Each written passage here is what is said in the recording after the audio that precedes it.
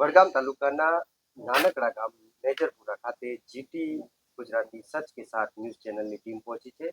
આપણી વચ્ચે ઉપસ્થિત છે કાલેડા જિલ્લા પંચાયત સીટના જે ઉમેદવાર હતા કોંગ્રેસના દેવુસિંહ ભાટી કે જેઓ કાલેડા જિલ્લા પંચાયત સીટ પરથી કોંગ્રેસના વિજેતા બન્યા છે. આપણે સીધા એમની સાથે વાત કરવાનો પ્રયત્ન કરીશું. શું કહેશો ભાટી સાહેબ, વિજય મેળવી લીધો છે, કોંગ્રેસની સીટ આ કાલેડા જિલ્લા પંચાયત સીટની આવી ગઈ. પહેલા તો કોંગ્રેસ પાર્ટીનો ખૂબ ખૂબ આભાર કે આવા નાના ગામમાં 100 વર્ષ પછી એટલે પહેલી જ વખત કોંગ્રેસ પાર્ટીએ અમારા ઉપર વિશ્વાસ મૂકી અને જિલ્લા પંચાયતની ટિકિટ આપી. એ બદલ કોંગ્રેસ પાર્ટીનો પહેલાં હું ખૂબ ખૂબ આભાર માનું છું અને સમગ્ર વિસ્તાર કાલેડા જિલ્લા પંચાયતના સમગ્ર મતદારોનો પણ ખૂબ ખૂબ આભાર માનું છું. એક નાના પરિવારમાંથી આવતા અને એક નાના ગામમાંથી આવતા કોંગ્રેસ પાર્ટીના ઉમેદવારને એટલું બધું જન સમર્થન આપ્યું એ બદલ દરેક 18 આલમનો ખૂબ ખૂબ આભારી છું. શું કહેશો બાપુ, આ રાજકારણમાં ક્યારથી શરૂઆત કરી હતી અને કેવા પ્રકારની શરૂઆત થઈ હતી?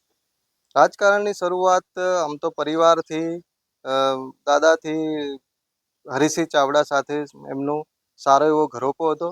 એના પછી કાકાનો બી રાજકીય હતો, પણ ચૂંટણી લડવાનું પહેલી વખત થયું છે અને મારા ગામમાં પણ પહેલી ટિકિટ મળી છે જિલ્લા પંચાયતની. અને એના પહેલા 2015માં યુથ કોંગ્રેસના પ્રમુખ તરીકે હું વડગામ તાલુકાનો રહી ચૂક્યો છું. કેટલા ગામડાઓ હતા અને કેવા કેવા પ્રકારની પરિસ્થિતિઓ સામેના પક્ષ દ્વારા કરવામાં આવી હતી?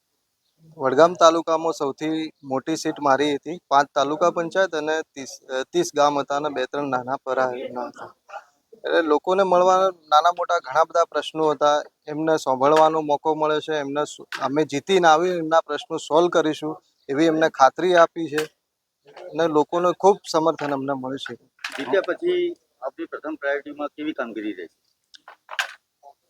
જીત્યા પછી ઘણા બધા પરિવારો એવા છે કે જેમના પ્લોટ નથી અને રાહતના મકાનો નથી. શિક્ષણની બાબતોમાં ઘણી સ્કૂલોમાં ઘણા બધા નાના મોટા પ્રોબ્લેમો છે, એ પ્રયત્ન કરશું સોલ્વ કરવાના. આરોગ્ય લગતા જે બી હશે અમારાથી થતા બધા જ પ્રયત્નો કરીશું. આપ કાલેડા જિલ્લા પંચાયત સીટના તમામ ગામડાઓનો પ્રવાસ કર્યો છે. પ્રવાસ દરમિયાન એવી કયો મુદ્દો છે કે જે તાત્કાલિક ધોરણે કોંગ્રેસ પક્ષ ઉપાડી શકે અને એમાં રિઝલ્ટ મેળવી શકે?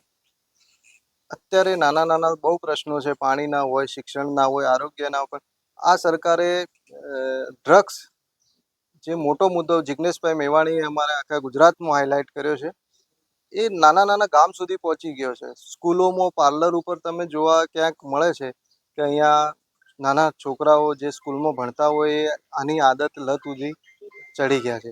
એટલે પહેલાં તો પાર્ટીથી ઉપર ઉઠી અને સર્વ સમાજે અને બધી જ પાર્ટીના લોકો ભેગા થઈ અને આ ઝુંબેશમાં જોડાવવું જોઈએ, વરના આવનારી પેઢીનો બહુ ખતરો છે.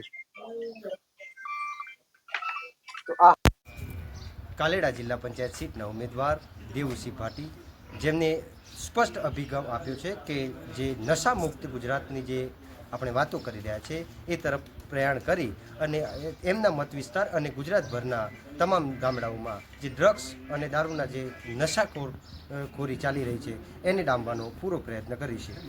પ્રદીપ પરમાર સાથે જીટી ન્યૂઝ, બનાસકાંઠા, વડગામ.